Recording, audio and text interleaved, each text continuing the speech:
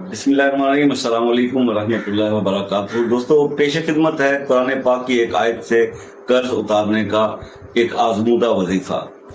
कर्ज का मसला जो है ये बड़ा गंभीर है, क्योंकि कर्ज लेते वक्त तो इंसान मजबूरी से ले लेता है, लेकिन जब कर्ज उतारने का कुछ सबब नहीं बनता तो उससे बहुत ज्यादा टेंशन क्रिएट हो जाती है। और जाहिर है कि जितना बड़ा कर्ज होगा उतनी बड़ी टेंशन होगी। लेने वाले जो हैं वो दरवाजा तोड़ देते हैं, मतलब है कि चक्कर लगा लगा के, और देने वाले की पोजीशन ऐसी नहीं होती। और इस मसाइल से बहुत सारे मुझे मैसेज भी रिसीव हुए कि शाह साहब कोई कर्ज फौरी अदा करने का वजीफा जो है, तो मेरी एक बहन ने भी मैसेज किया था कि उन पे काफी ज्यादा सा कर्ज जो है किसी वजह से चढ़ा हुआ है। तो उसके लिए फिर आज मैंने ये वजीफा जो है आपके सामने पेश करने का जो है इरादा किया, और वो मैं करने जा रहा हूँ। तो ये जो है कुरान पाक की आयत है, इसको आपने इस तरह से, जिस तरह मैं आपको बताता हूँ, इस तरह से आपने इस पर अमल करना है।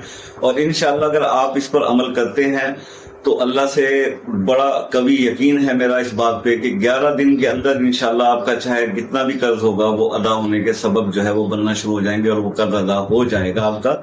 तो कर्ज जो है इस पे जाहिर है कि परेशान होने की जरूरत तो है, क्योंकि अगर इंसान पे कर्ज हो तो उसके लिए आगे के मसाइल जो है वो जिंदगी में तो प्रॉब्लम है ही है, मरने के बाद भी इसके ऊपर काफी ज्यादा वो है कि कर्ज नहीं होना चाहिए। इसलिए कि जब दुनिया से इंसान जाता है तो सबसे पहले उसके अजीज और अकारीब इसी बात का पूछते हैं। मैयत को दफनाने से पहले भी पूछा जाता है कि अगर इसके ऊपर किसी बंदे ने इससे कर्ज लेना है तो या तो वो इसे माफ कर दे और या फिर उसको अदा कर दिया जाए, इसके अलावा तीसरा रास्ता कोई नहीं है। तो अल्लाह ताला हम सबको ऐसे हालात से महफूज रखे कि जहां पर हमें कर्ज लेना पड़े। और एक चीज मैं साथ इजाफी बता दूं वजीफा शुरू करने से पहले, जिन लोगों ने किसी को कर्ज दिया भी है तो ये भी याद रखें कि जो शख्स कर्ज के मामले में कर्ज जिसको देता है उसको अगर वो मोहलत देता है तो अल्लाह को ये बात बहुत पसंद है। अल्लाह पाक उस पर इसी तरह करम नवाजी रोजे क़यामत करेगा जिस तरह वो यानी इससे बढ़कर कोई अच्छा अमल नहीं अल्लाह की नजर में कि इंसान कर्जदार को जो है वो रियायत दे और उसको मोहलत दे। तो खैर, हम वजीफे की तरफ आते हैं। बड़ी मशहूर आयत कुरान पाक की, अल्लाह लतीफुम बिइबादिही यर्ज़ुक़ु मन यशाउ वल कवियुल अजीज। ये आयत जो है इसको आपने नमाज असर के बाद, नमाज असर पढ़ने के बाद आपने इस आयत को 70 बार रोजाना पढ़ना है, अव्वल आखिर दुरूद इब्राहिमी एक बार। ये आपने असर के टाइम पे पढ़ना है। और इसमें वक्त का खसूसी ख्याल रखिएगा कि ऐसा नहीं हो कि कभी आपने असर की नमाज के फौरन बाद पढ़ लिया, कभी आपने मगरिब से पहले पढ़ लिया।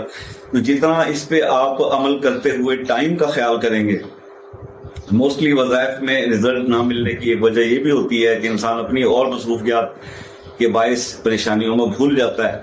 तो भूलना नहीं है, क्योंकि आप एक मकसद के लिए काम कर रहे हैं, वो मकसद इतना इंपॉर्टेंट है तो उसका इलाज भी उतना अहम है। तो आपने वक्त का खास ख्याल रखना है और इसको अपने वक्त पे इसको पढ़ना है, अमल करना है।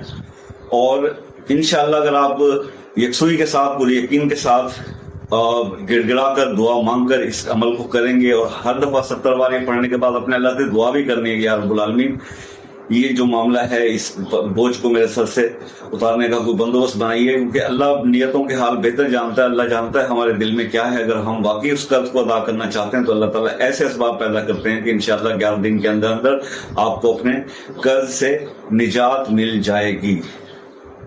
तो दोस्तों, अमल कीजिए, कमेंट्स में बताइएगा वजीफा कैसा रहा, कैसे रिजल्ट्स मिले आपको, और मिलते हैं फिर किसी नेक्स्ट वीडियो में। तब तक के लिए अल्लाह हाफिज।